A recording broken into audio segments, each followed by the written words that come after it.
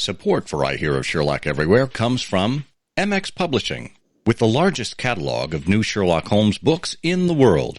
New novels, biographies, graphic novels, and short story collections about Sherlock Holmes. Find them at mxpublishing.com. And by the Wessex Press, the premier publisher of books about Sherlock Holmes and his world. Find them online at wessexpress.com. And from listeners like you, who support us through Patreon. Bonus material, thank you gifts, and more await at patreon.com/I Hear of Sherlock. I Hear of Sherlock Everywhere, episode 257, The Haven Horror. I hear of Sherlock everywhere since you became a chronicler. In a world where it's always 1895, comes I Hear of Sherlock Everywhere, a podcast for devotees of Mr. Sherlock Holmes, the world's first unofficial consulting detective. I've heard of you before. You're Holmes the meddler, Holmes the busybody, Holmes the Scotland Yard Jack in office. The game's afoot as we discuss goings-on in the world of Sherlock Holmes enthusiasts, the Baker Street irregulars, and popular culture related to the great detective. As we go to press, sensational developments have been reported. So join your hosts, Scott Monty and Burt Wolder, as they talk about what's new in the world of Sherlock Holmes. You couldn't have come at a better time!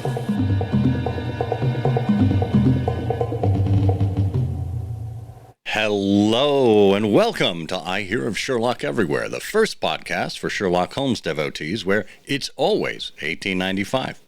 I'm Scott Monty. I'm Burt Wolder. And Burt, it is never, ever a horror to be in your presence. And my association with you is a clear haven, so there you go. A haven from what? It's the New sanity? Haven. The New Haven. I like that. The New Haven, yeah. Go Bulldogs.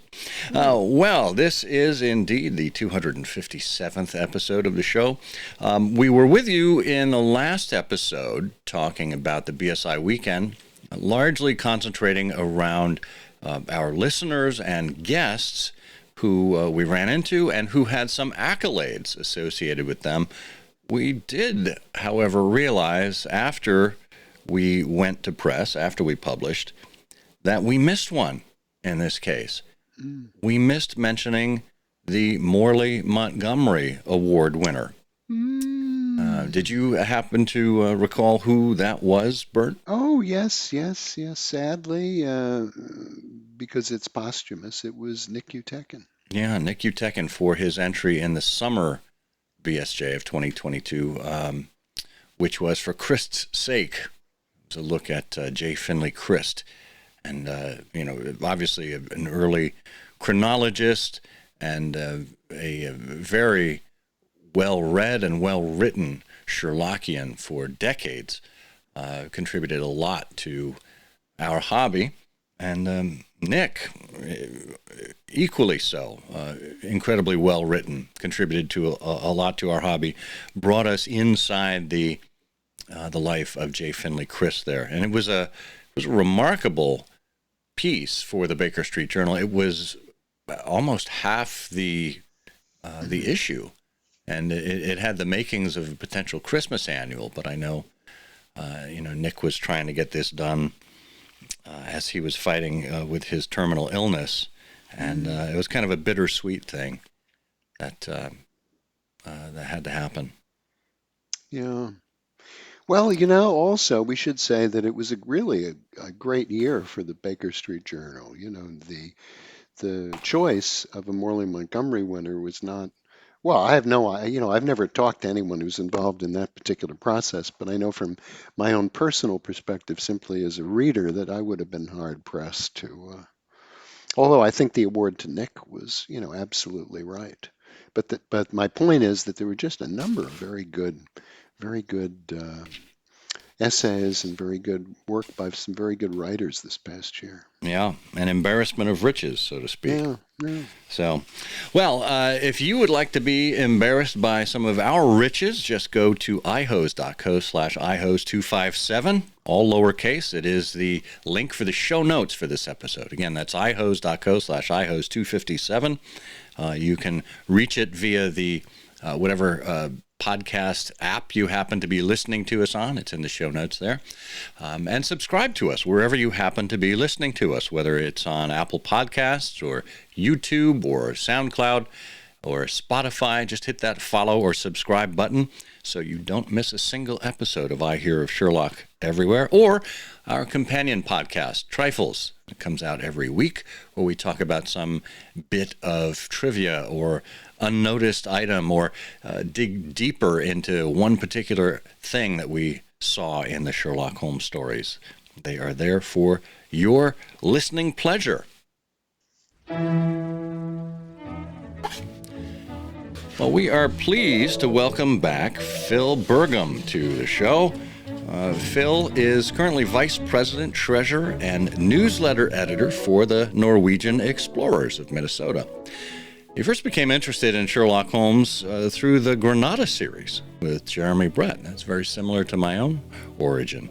And in 2004, he worked with fellow Norwegian explorer John Bergquist on transcribing and annotating Conan Doyle's story, The Horror of the Heights. And when John was tapped to be the editor of So Painful a Scandal, he brought Phil along for the ride, and we're glad that he did. This present volume, The Haven Horror, is the 12th in the BSI Manuscript Series that Phil's worked on, and this time he's gone from transcriptionist and annotator to editor. Phil Bergem, welcome back to I Hear of Sherlock Everywhere. Glad to be here with you, gentlemen. So just as a reminder, Phil, you were with us on episode 217 with John Bergquist, and the two of you talked about another entry in the BSI Manuscript Series, the Staunton Tragedy, or the Missing Three-Quarter. Yes, that was fun to do, and I'm looking forward to today. You didn't scare me off. Well, that's good. That's good. Well, and the BSI Press didn't scare you off either, because you've been involved for many of these books. Can you talk with us a little bit about how your association with the BSI Press began and in what capacity? Yeah, this is actually my 12th and currently working on the 13th for the next one. And in the essay, my introductory essay to uh, The Haven Horror, the current book, I do outline this a little bit, but it started off years ago. I'm trying to, hold on a second, I want to take a look at the date. Of course, I can't find it right now. But a couple decades ago, for one of our Norwegian Explorers conferences, we wanted to give out a premium to the members. And it so happens that the Sherlock Holmes collections had the manuscript to The Horror of the Heights, a non-Sherlockian story that Arthur Conan Doyle did, involving flight and flying very high and coming across monsters up in the upper atmosphere. Um, so we wanted to emulate the printing of a manuscript, but then decided to do a bit of the Baron Gould treatment to it and put in annotations, transcription and annotations and stuff. So that was released to the people. We did that with the Arthur Conan Doyle Society. Chris Roden helped out with printing and distributing that. So that was the origin of what John and I had worked on, John Bergquist. Later on, when John was invited to work on a few of the things, it was So Painful a Scandal, on the three students, I think. Yeah. And he decided to bring me along to help out. And then that caught the notice of Mike Whelan, and he said that, Phil, this is either, he said to me publicly that I did a good job on it. I think part of it was that what he didn't say was, you're one of the few people crazy enough to go through all this, line by line, which is probably true. But he just said, you can be involved in as many of these as you want, and it's been a fun ride, and I definitely enjoy it, and I feel very honored to be able to be allowed to do this. Well, that's something. And just so our listeners understand your role in these previous Yeah. editions, what is it exactly that you did? Okay, so what we do is somebody else gets a good quality scan of the manuscript, then I go through it and make a very accurate transcription, uh, character by character, noticing, taking out words and stuff like that, or letters. Uh, Make sure that the inserts are legible. That way, when you see it yourself, you can tell what most of the words are, but some might be a little bit less clear, so the transcription helps. And then I go through and I do an annotations, either things that I find interesting and I want to give a bit more detail on, or comparing it to the way it appeared in the first periodicals. In this case, it was Collier's and the Strand magazine, as well as the first British publications, and then also the uh, iconic Double A Duran and John Murray editions of 1929. So I note what changes there were. Sometimes it's the American spelling. Sometimes in Collier's they take out words or paragraphs so they could fit it in on a page. That's interesting. Sometimes there's just mistakes by an editor. But note all those things as some of the annotations. And then occasionally I'll put in an essay as well, but that doesn't happen in every of the one of the issues. It's interesting, isn't it? I mean, the sense that I've gotten over the years in looking at the BSI Manuscript Series is that, on the one hand, generally, Conan Doyle didn't fiddle too much. I mean, with some exceptions to his manuscripts. But on the other hand, there was a lot of room for error, between this manuscript being recopied for this magazine, and it seems as if, in the various printings and reprintings and republishings, some odd changes were sort of haphazardly made. What did you take away from looking at the Retired Colourman? Anything really noteworthy in terms of changes and corrections? This one, I didn't really, nothing stands out in my mind, with the exception of the fact that Collier's did do their typical excising of a few words, probably less than I've seen in other copies. But they do this because when they get towards the end of the story and it's being put into back pages, trying to fit it in a column without going to a new page and being able to fit in some advertising. But I'm not recalling anything that pops out. But you do bring up a good point in the fact that it, it continuously amazes me as I'm reading through the manuscript and I'm comparing it to the way that it appeared in books, is how closely they do align. I hear about modern editors where somebody takes something in, and an editor says, "Oh, take out these 5 chapters or totally redo this." The the stuff that was being printed, and it's either a sign of Doyle's talent or the respect they held to him, or the fact that editors just handle things differently back in those days. But the stuff that is written on the page by Conan Doyle, first draft, he just wrote this out as it came to his brain. Um, that's what appeared on paper. It's just amazing. And I mean, it is astounding. And when you think about it, the Retired Colourman was at the very end of his Sherlock Holmes writing career. Was this the final story that he wrote, or was it the penultimate story? I believe it's the penultimate story. Um, yeah, Yeah, I think Shaska Place was yeah, the final one. So, uh, yeah.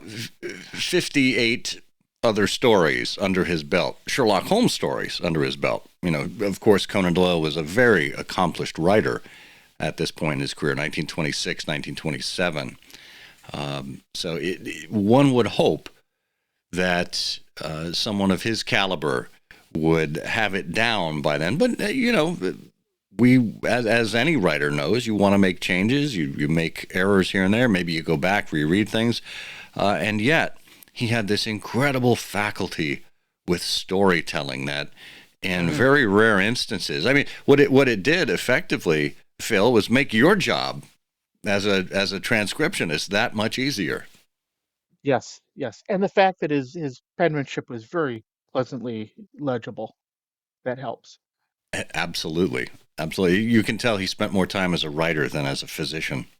Um, Yep. Phil, your role with respect to this particular edition has changed. I mean, you still did the transcriptions, all of the technical work that you've been renowned for in the previous 11 books that you've done, but you were asked to step up as editor this time around. Why do you suppose That that is? that was a thrill. They Bobcats, Andy Solberg, John Berquist, they do try to spread this around a little bit, share the fun, and figured it was maybe a bit of a reward for the rest of the work that I've been doing on it. And I was thrilled to do it. If you don't mind me telling a story, and this I actually include in the uh, my introduction to it. Um, Please. but when I actually got the invitation to be the editor on this one, I was recovering in the hospital after having had some heart surgery. Um, and this was it was just before New Year's, 2 years ago. So the end of 2021. And of course, I turned off my phone. It went in a locker. After the surgery, and I think just before I was being released from the hospital, turned the phone on, all sorts of email messages, including one from Bob Katz. And I thought that he was asking me if I wanted, or he did ask me if I wanted to work on the next book.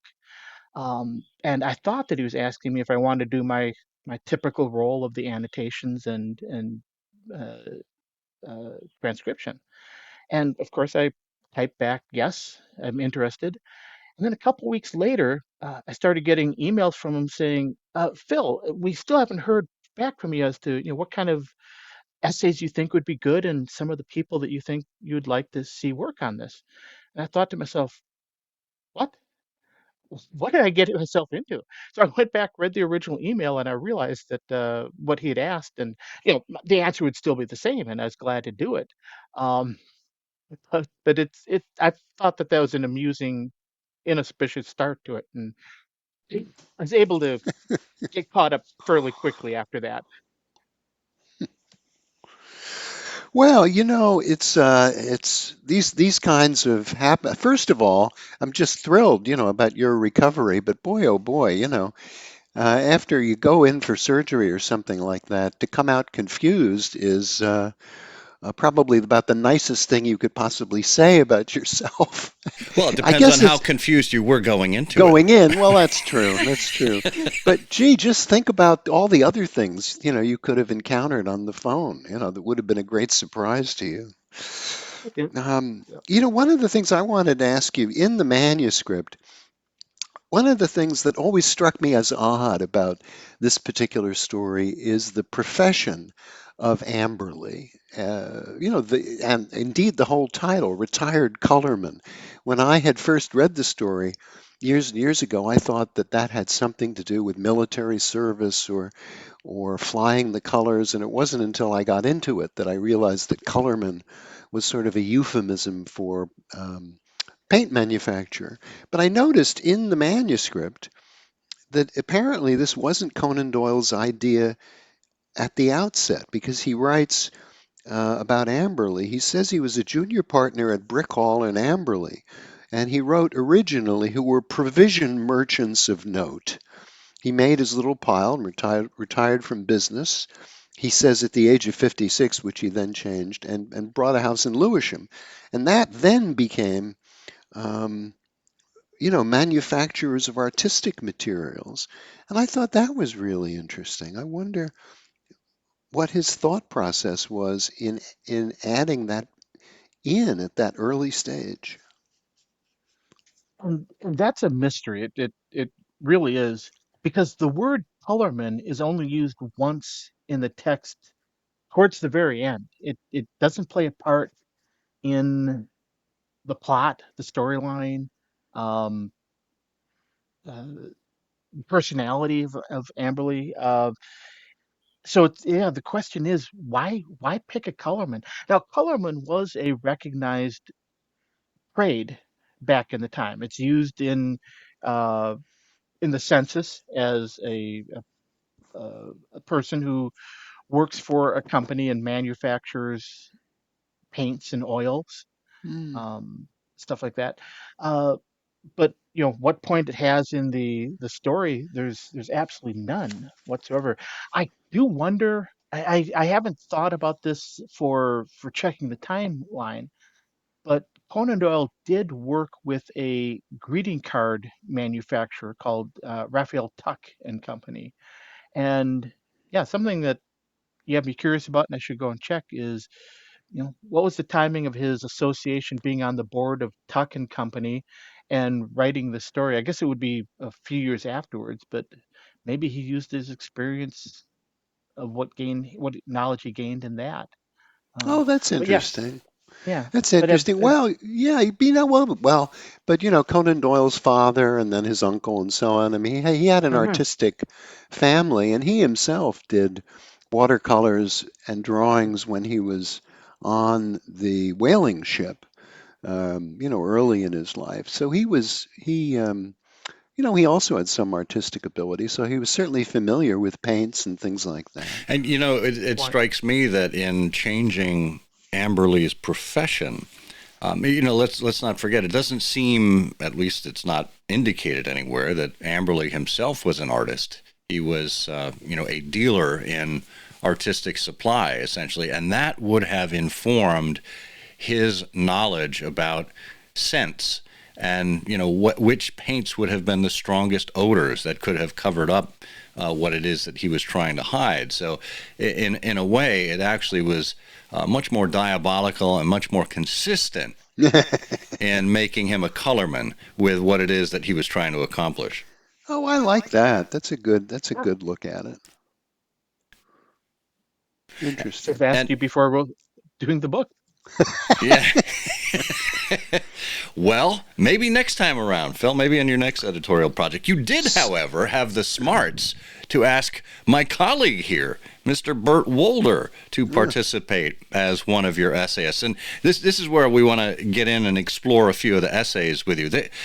I have to say, of all of the BSI Press books to date, this one struck me as having the most variety in the types of essays in a story that is, let's say, largely ignored by Sherlockians. It's in the case book. It's Sherlock Holmes is on his way out. Conan Doyle is wrapping up his career. We don't pay as much attention to many of these later stories as we might or as we should.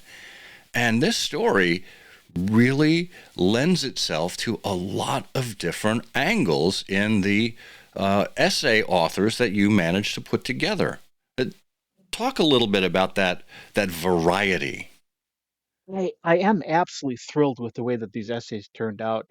Um, again, what I mentioned earlier was that Bob Katz, Andy Solberg, John Berquist, uh, you know, they give the editor the first opportunity to come up with ideas for essays and people to work on it. Uh, but then they provide some help. And my first thought of this was, when after the initial thrill of being selected, once I realized it, uh, was, oh, gee, the retired colorman. It's not the greatest of stories, is it? What the heck am I going to figure out to write essays about on this?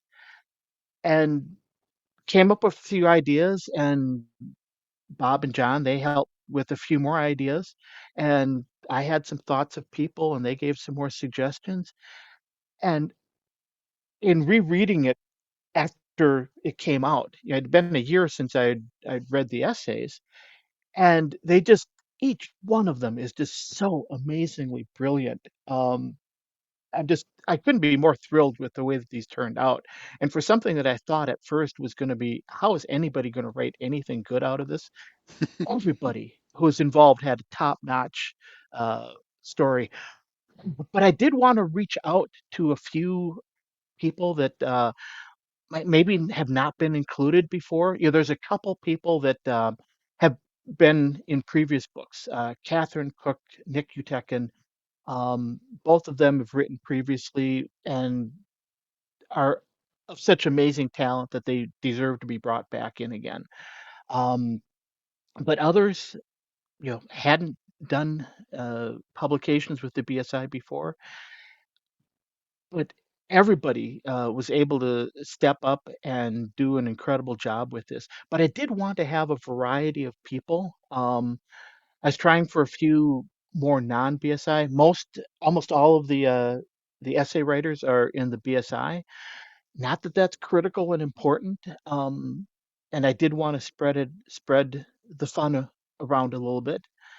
Um, but for the essays, yeah, it was just a matter of going through the story and just trying to figure out what is interesting, and then giving people rein to do that. I could give suggestions where needed, but some of it, like Bonnie McBird's essay, um, she went in a totally different direction than I would have gone in, but that was okay, and it turned out an absolutely brilliant essay on what is a colorman and the choice of and selection of colors and use of colors back in the Victorian day. It's a brilliant essay. Yeah, I really like that one too. Bonnie, of course, is well known for her own books, and Art in the Blood being the first. And I think Art in the Blood was even her BSI investiture, if I'm not mistaken.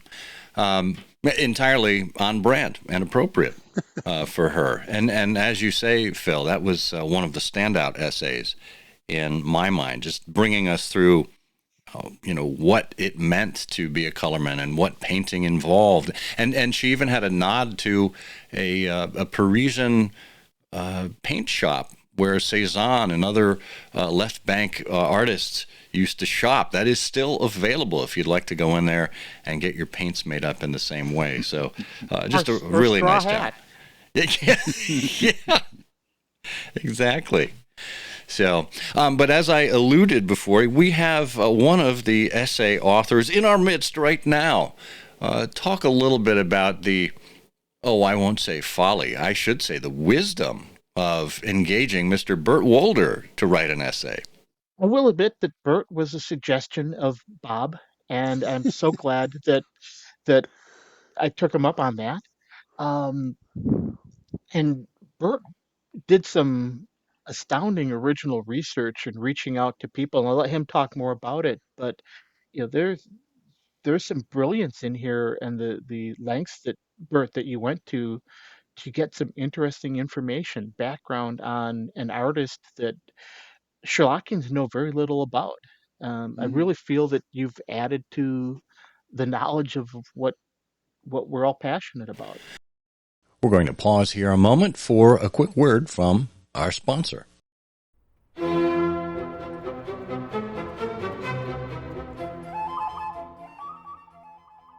What was Conan Doyle really like? Thanks to American journalists, now we know. And you can know too when you get your copy of Sherlock Holmes and Conan Doyle in the Newspapers, Volume 6, just published in January. Volume 6 covers the first month of Conan Doyle's tour of the United States in October 1894.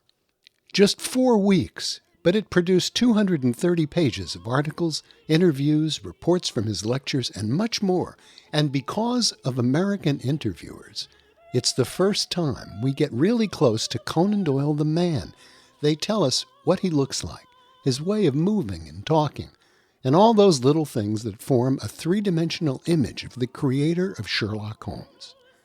Get your copy of Sherlock Holmes and Conan Doyle in the Newspapers, Volume 6, edited and annotated by Matthias Bostrom and Mark Alberstadt at wessexpress.com today.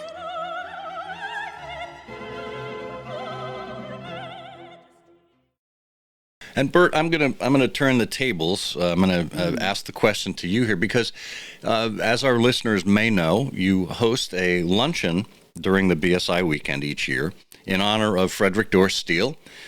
You are part of the Freddie Steele Memorial, where the headstone was erected for Steele, and you and other Sherlockians kind of chair that organization. You hold the lunches we used to be at the Illustrators Club and the Players, and now the Salmagundi. So you are someone who is associated with artists and art and illustrations. And this, however, did not involve Frederick Dorr Steele. Talk to us about your angle for the Haven Horror. Well, it turned into a lot of fun, but at the outset, when I was asked to do it, I was provisionally pretty reluctant. What I was asked to do was, one of the illustrator for the Retired Colourman was Frank Wiles, and I have been a amateur hobbyist painter and artist and cartoonist since I was very young. And, I just love art. And I've always been a great fan of illustration, N.C. Wyeth and all the great illustrators. And that was a thrill when I was a kid reading things like The Count of Monte Cristo and the novels of Jules Verne and the Sherlock Holmes cases, the Paget illustrations. So I'm just a huge fan of all of this. And the creative process, how an illustrator decides which scene to show as opposed to another scene. And once they make that decision, how they frame it up, because you want to do things in the construction of your illustration that draws people into your images. Anyway, so this is clearly a fascination of mine.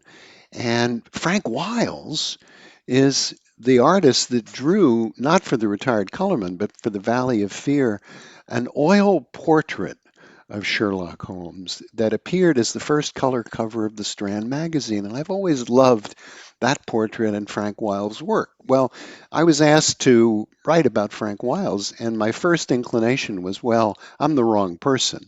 Nick Utekin, who is in England and who has produced the Paget portfolio, and who has also done a wonderful collection of the original artwork, the artists who did the covers, the dust jacket covers for the John Murray series of the cases of Sherlock Holmes, the individual volumes.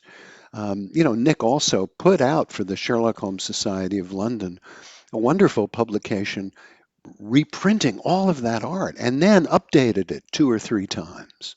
And I said, well, I'm the wrong person. Nick has got to be the guy to do this. And I sent, Nick a note saying, what about Frank Wiles? And he said to me, I know nothing about Frank Wiles. And he had, looked into Wiles a bit when he was compiling his book about the cover illustrations for the Murray, none of which were done by Wiles. But Wiles was sort of a closed book. So I was reluctant to do anything since there was virtually nothing known about the fellow. And then through happenstance and searching, I happened to find not Frank Wiles, but as it turned out, I found trails to his older brother, W.G. Wiles, in South Africa. And then through my research, I found his various descendants. And everybody was very helpful to me along the way. They would say, gee, I don't know anything about him, but, I've got a cousin over here. And so I would write to the cousin. And this one would say, well, no, I don't know anything about him either, but I have another cousin in California. Well, anyway, through that circuitous route, I was lucky enough to find Chris Alexander, who is the husband of Frank Wiles' granddaughter, Anthea, if I'm remembering these relationships correctly. And Chris turned out to be a member of the family who was fascinated by the history and the genealogy of the family, and who had done an enormous amount of research, and who had, and has today, and an extremely robust collection of works and other ephemera and memorabilia by Frank Wiles. And I was able to put the story together, based on some Zoom calls and some cooperation on maps and descendants and so on. And the story, for our listeners, is really interesting. I found myself talking to Chris Alexander, and he was telling me, well, James Wiles, an early Frank Wiles is descended from, many interesting people. James Wiles, sailed with Captain Bligh after he was after he was cleared from his responsibility in the mutiny of the Bounty. And I said, what? Well, and it turned out to be quite an amazing story about the history of the Wiles family, as well as Frank Wiles. And then I was able to trace Wiles to the Chelsea Art Club, and the archivist at the Chelsea Art Club was very helpful. And they had records of his World War I service, which his family didn't even have. They had no idea what he'd done during the war because he never talked about it. And so I was able to put together a profile of Frank Wiles, and he had an extraordinarily interesting life, but an even more extraordinarily interesting family, including one of his relations, Sir Andrew John Wiles, was the solver of Fermat's last theorem. And I found, many of his other descendants who are still engaged artistically and scientifically. And it's the story of the family that I really found most fascinating. It's really remarkable because, you've taken a very, very different approach to the essay. I mean, this is, as Phil said, original research, deep research. And I know what's interesting, too, is there's kind of a parallel in your methodology here, because you've written essays before, particularly for our little luncheon, about Frederick Dorr Steele, and you've engaged members of his family as well. So how fortunate we are that there are children, grandchildren, grandnieces, nephews, etc., that carry on the family lore and are able to inform us about these remarkable people. Well, particularly about Andrew Malik, who has written a fabulous essay about the later work of Frederick Dorr Steele for this volume.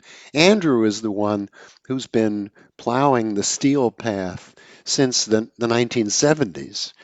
And he is the acknowledged world expert in the Steele, in the life of Frederick Dorr Steele, and who has published the most about Steele and his background, and who is in contact with Steele's descendants who are living today. So I have to defer to Andrew for just about everything about Freddie Steele.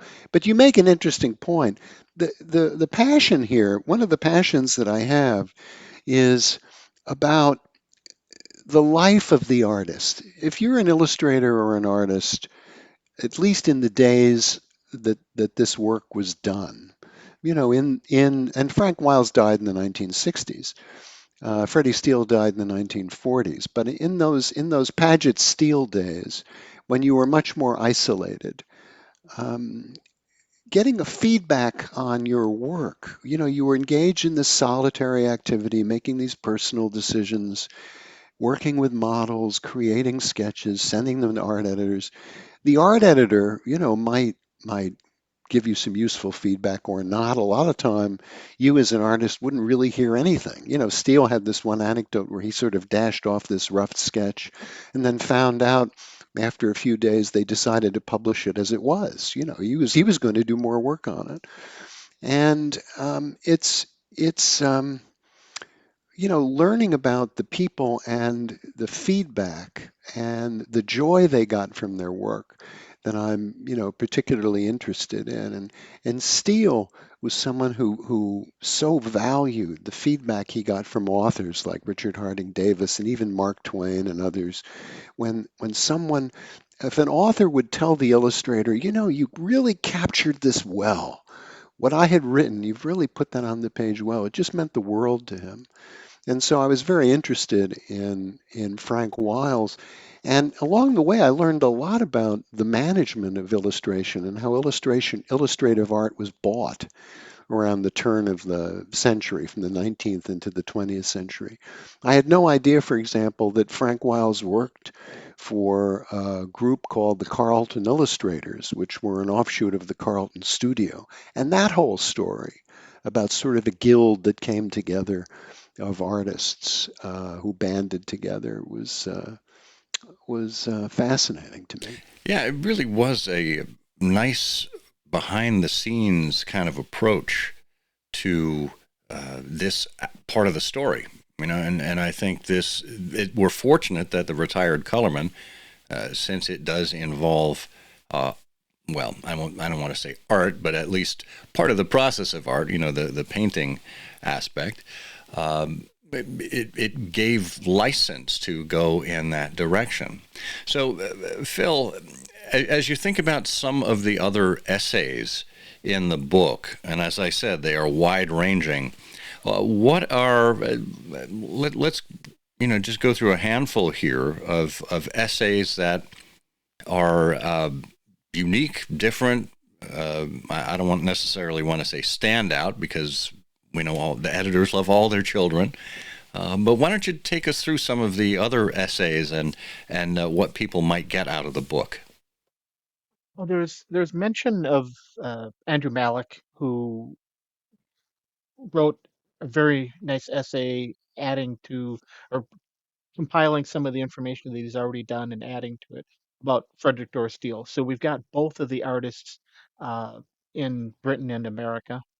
Um, a bittersweet essay was Nick Utekin.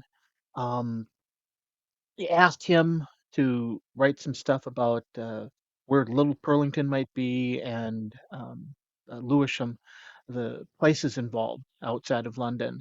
And he came back to me with something very nice very quickly. And it was after that that I found out that he knew that he had cancer and was not long for this world. And before the book was released, he did pass away. But John Berquist was able to get him a PDF copy of it, so he's able to see it in digital print at least. But that was a sad situation there.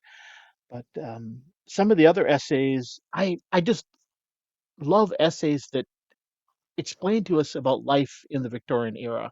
It's something that gets lost on us, 140 years distant from all that. But Madeline Quinones wrote about the telephone, because this is one of the stories that's got the most significant use of a telephone, um, with Watson calling back to Holmes, and Holmes calling down to get information about Lewisham. Um, Dan Andriaco, writing out about prosthesis, limbs, and artificial legs, basically. Uh, just brilliant stuff on that. And it was with the various wars that were happening at the time. There's a strong need for this. And so he brings, a subject that we haven't seen on any other story before.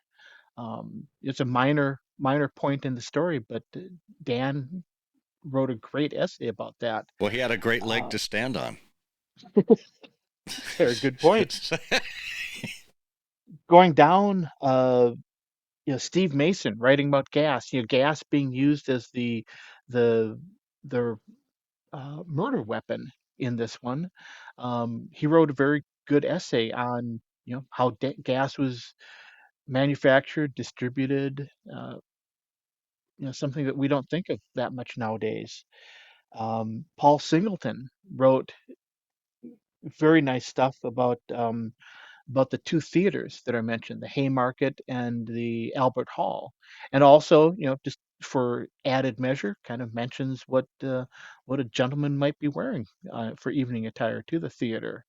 Um, and then Catherine Cook, I mentioned her, that she's always brilliant in everything she does, but she wrote about some of the resources that Holmes would have used over the years, the Bradshaw and the Um, uh, the the Crocker, I think, yeah, with The the Bedeker's book, Guide, or yeah, the Bedekers as well. So she wrote some great essays, just giving some of the background on that. Um, just every single one of the essays was just a thrill to see come out. yeah, and this is where I mentioned that this is a story that generally we don't pay as much attention to, and what a great reminder this book is that there are gems to be mined in just about every Sherlock Holmes story. So we oughtn't give short shrift to any one of them, even if it's maybe not as powerfully written a story, or isn't as compelling, or doesn't have savory characters.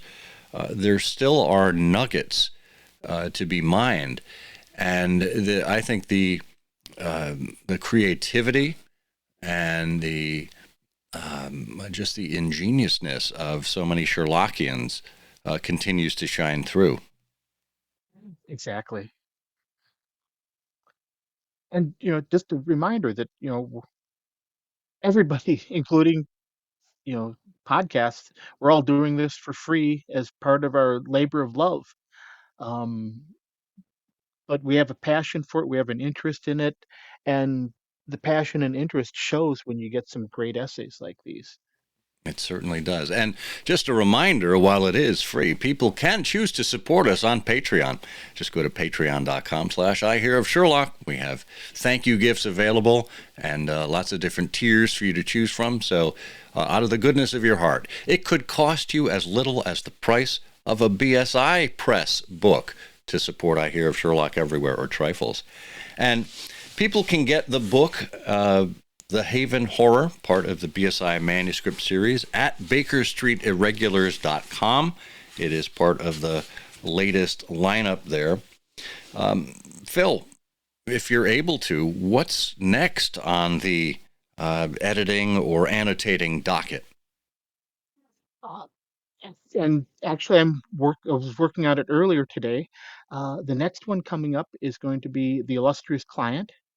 And Ooh, Steve Doyle is working as editor on that one, and doing an admirable job as always with everything he does.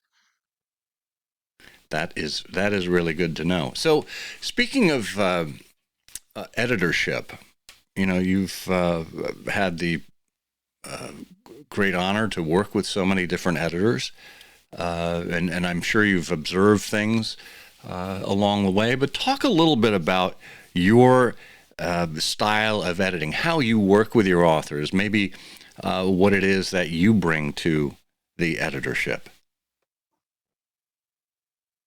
This is one area where I can bring my work experience in. I work as a civil engineer. I've been a county engineer, so I've had staff, and I believe that communication really works well. Lay out to people what you expect, when you expect it, information like that. So I did once, of course, the first step was making sure that people were interested in writing for this, and there are a couple people that I approached that they just weren't able to do it. Life was throwing them too many curveballs at the time. Or one person I had asked uh, to write something about Masons, came back after looking into it and just realized that there wasn't going to be much to write about that, and I think that was a good call on his part. But the rest came back with positive note, then had some expectations or laid out the expectations of when things were due. Figured, nobody needed to do any work over summer if they didn't want to. Some people did, but she said, take, you know, I won't talk to you and I won't email you until after summer's over. But then kind of would get periodic updates or ask for periodic updates on that. Um, a um, recent editor was Ross Davies. He did Masterpiece of Villainy, the previous book, and he kind of showed me the advantage of the communication. Something that I knew from other areas, but just seeing it in working well. So owed a lot to Ross on the approach that I decided to take, and it worked out great. People, I don't believe that anybody was stressed out about what they're trying to produce or the timeline they're trying to get it in. Um, and the people I've talked with afterwards, I was able to get a bunch of signatures on my copy of the book out in New York, and it was interesting that while I was so appreciative of all their work, each person I talked with thanked me for including them in it, which was a good feeling. So Yeah. kind of everybody left it feeling happy and like we'd put something out that was good. Well, I think that's a wonderful model. And, I guess it is to be expected. When you're working with a civil engineer, things tend to be, well, civil. Sorry. I tried. Or Well, on that note, Phil, any last words of wisdom for us before we wrap up here? That I can think of on this, except just a suggestion that people who want to dig deeper into the stories, um, this manuscript series is absolutely wonderful. The essays that come out of it are are brilliantly done. I think that anybody who wants to get a copy of this book is going to enjoy it. Perfect. Well, Phil Bergem, editor of The Haven Horror, the BSI Press latest book in the BSI Manuscript Series, thank you so much for joining us here on I Hear of Sherlock Everywhere. You're very welcome. It's been my pleasure.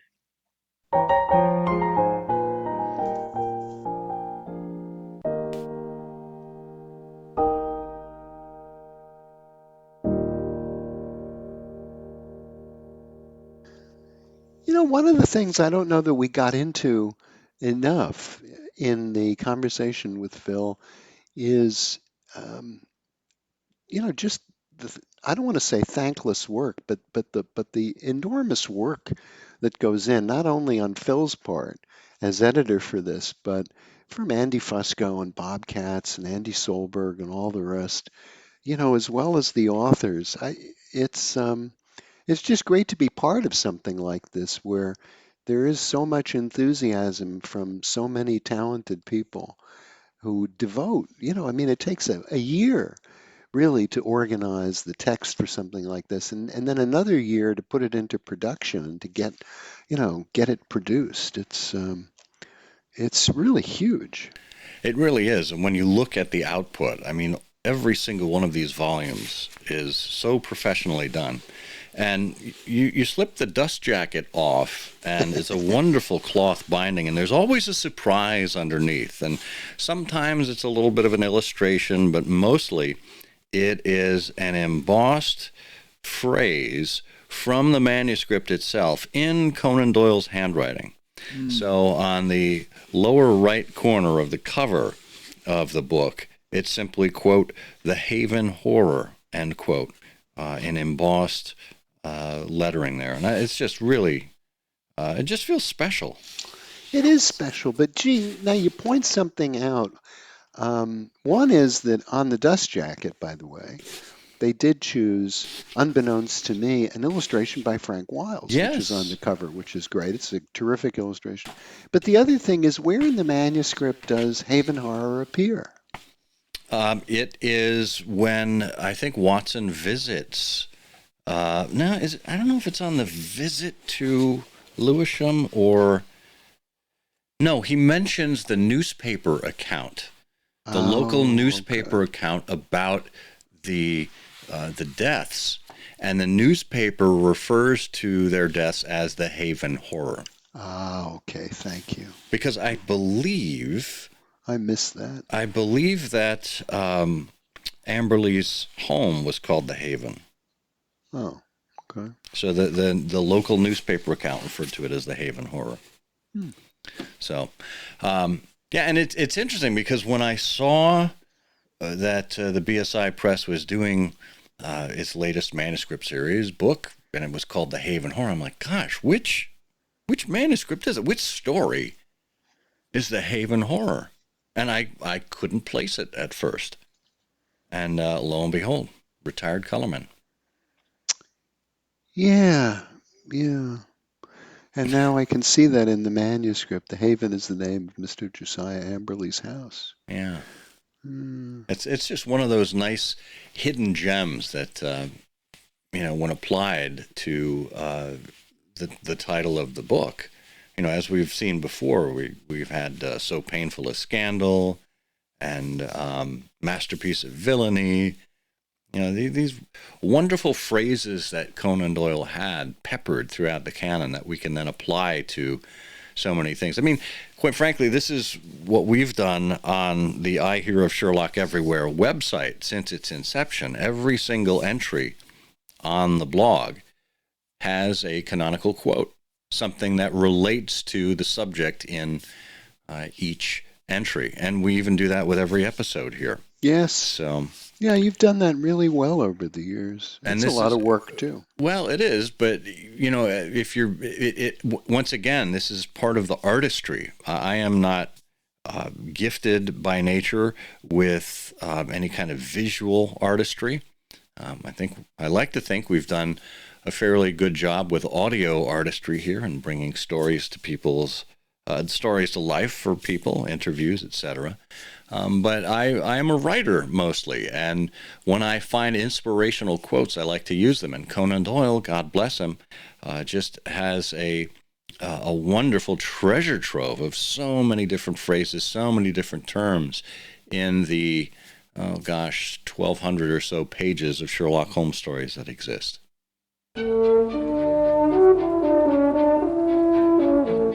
Hey, it's a new year, and that means new content.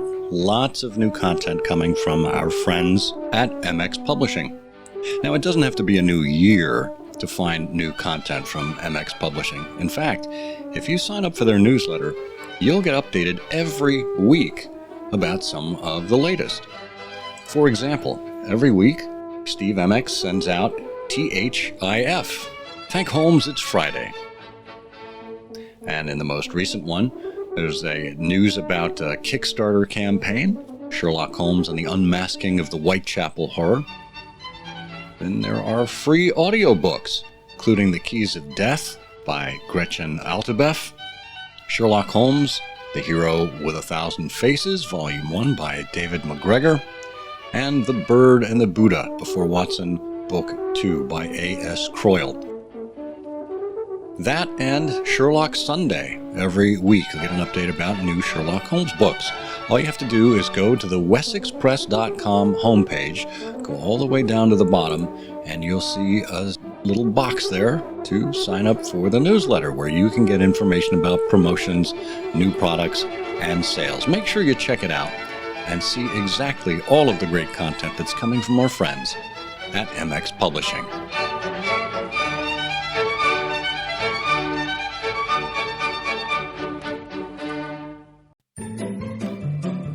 All right, it's time for everyone's favorite Sherlockian quiz show. That's right, it's Canonical Couplets, where we give you 2 lines of poetry, and we expect you to pull a rabbit out of your hat. Well, figuratively speaking, not literally speaking, of course. We give you these 2 lines of poetry, and you need to come up with which Sherlock Holmes story it is that we were talking about, even if we don't know ourselves. And you'll recall, and that's a pointed comment. We all know who that refers to. I will refer to the last bit of poetry we had, which was this. Lestrade hears the whole story, which the client labels frightful. He woke up in the empty house, but that is not the title. Bert, can you tell us which story you were referring to? Oh, yes, that's the story of the theft of the great treasure in India and the thieves who all drink from the same jug of beer. That's the story Watson called The Stein of the Four.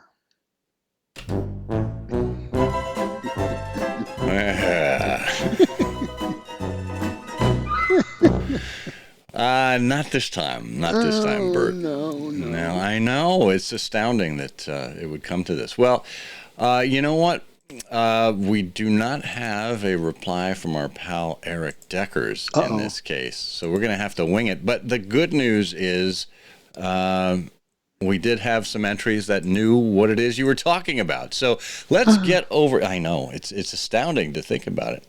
Let's get over to the big prize wheel and give it a spin. Watch it coming around and landing on number 13. Lucky number 13. And it looks like that goes to, Johanna Draper Carlson. Pal Joanna, whom we mentioned in the last episode, met her in New York at the BSI weekend. Now, she did say, I think it must be Wisteria Lodge. That's the answer we were looking for. But your couplet said Lestrade.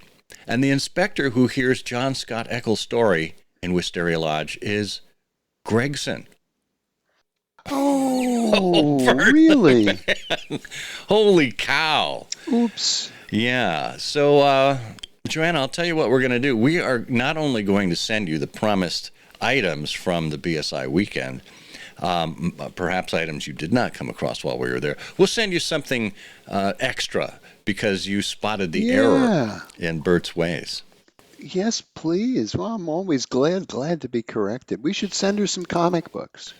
Well, I did that a while ago. I sent her my entire stash of Sherlockian comic books. I know. She's got that. I'm fresh out. So, well, either way, we'll figure it out. So that leaves us to this episode's canonical couplet, which goes something like this. The linguist, quite intimidated by an evil-looking truncheon, was discharged at Wandsworth Common, about a mile from Clapham Junction. If you know the answer to this canonical couplet, put it in an email addressed to comment@ihearofsherlock.com with canonical couplet in the subject line. If you are among all of the correct answers and we choose your name at random, you'll win.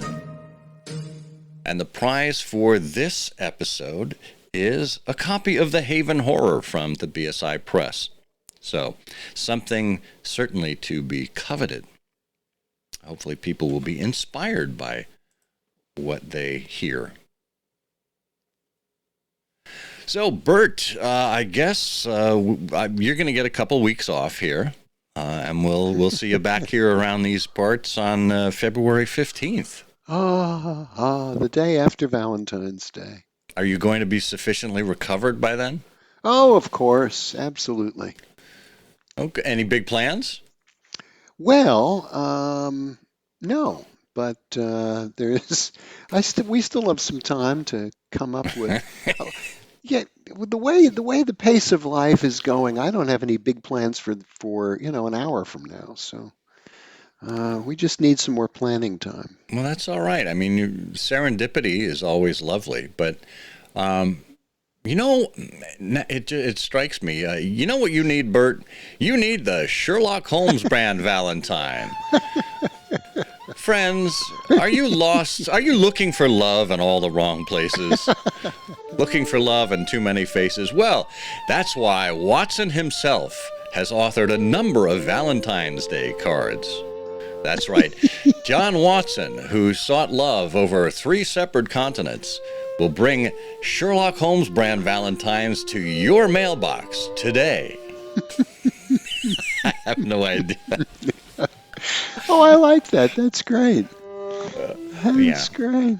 I just came up with that on the fly. I'm sure if we put our minds to it, we could actually script out something that's a lot more fun than that. Oh, yeah, we need some real Sherlockian Valentine's Day. We need some Sherlockian Valentine's couplets for our own line of Sherlockian Valentine's greeting cards. And I'm just thinking, I don't know a good rhyme off the top of my head for the second line of whatever the verse would be in the Sherlock Holmes greeting card to theoretically a member of someone for whom you had great feelings of affection, it would have to, the last line would have to be something like, refrain from poisoning your children, because Right.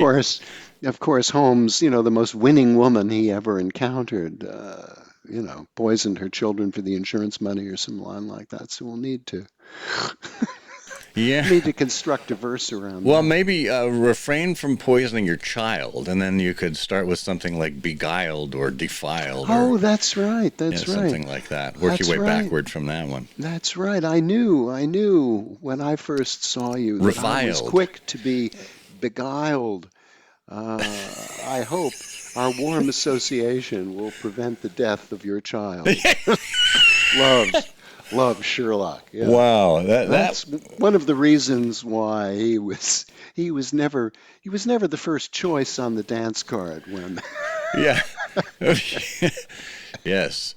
Join us for another Canonical Couplet episode of Young Sherlock Holmes. No way. Wow. Well, that could be a lot of fun. We'll see what we can do with that. Well, in the meantime, I guess I remain the beguiling Scott Monty. And I am the reviled Burt Wolder, and with good reason. And together we say, the game's afoot. Yeah, Yeah, got you on that one. you did. Okay, together we say, the The game's a metatarsal. The game's afoot. I'm afraid that in the pleasure of this conversation, I am neglecting business of importance, which awaits me elsewhere. Thank you for listening. Please be sure to join us again for the next episode of I Hear of Sherlock Everywhere, the first podcast dedicated to Sherlock Holmes. Goodbye, and good luck, and believe me to be, my dear fellow, very sincerely yours, Sherlock Holmes.